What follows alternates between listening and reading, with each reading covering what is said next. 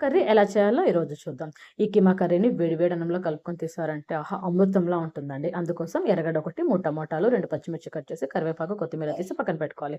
Half KG కైమాని నీట్‌గా కడిగి, అందులో రుచికి సరిపడా కల్లులుప్పు, పసుపు పొడి, ఒక స్పూన్ అల్లం వెల్లుల్లి పేస్ట్ వేసి, అది ఒక 5 మినిట్స్ ఉడికిన తర్వాత కుక్కర్ మూత పెట్టేసి 6 విజిల్స్ రానివ్వండి. ఇప్పుడు స్టవ్ ఆన్ చేసి బాండిల్ పెట్టి 4 స్పూన్స్ ఆయిల్ వేడి చేసి, అందులో యాలకులు, లవంగాలు వేసి, కట్ చేసినటువంటి ఎర్రగడ్డ, పచ్చిమిర్చి, కరివేపాకు, అలాగే అల్లం వెల్లుల్లి పేస్ట్ వేసి, మొత్తానికి తర్వాత ఇందాక కట్ చేసుకున్నటువంటి టమాటా ముక్కలు కూడా వేసేసి, అందులోనే పసుపు పొడి, మిరప్పొడి, ధనియాల పొడి కూడా వేసేసి, మొత్తాన్ని మిక్స్ చేసి మూత పెట్టి ఒక 10 నిమిషాలు మగ్గనివ్వండి. 10 నిమిషాల తర్వాత మూత తీసి చూసామంటే ఈ విధంగా టమాటోస్ అంతా మగ్గిపోతాయి. ఇప్పుడు మనం ఇందాక ఉడకబెట్టినటువంటి కైమాని వాటర్‌తో సహా వేసేసి, అందులో మటన్ మసాలా ఒక స్పూన్ వేసి, ఫైనల్‌గా కొత్తిమీర జల్లి మూత పెట్టేసి ఇంకొక 15 నిమిషాలు ఉడకబెట్టామంటే టేస్టీ కీమా కర్రీ రెడీ.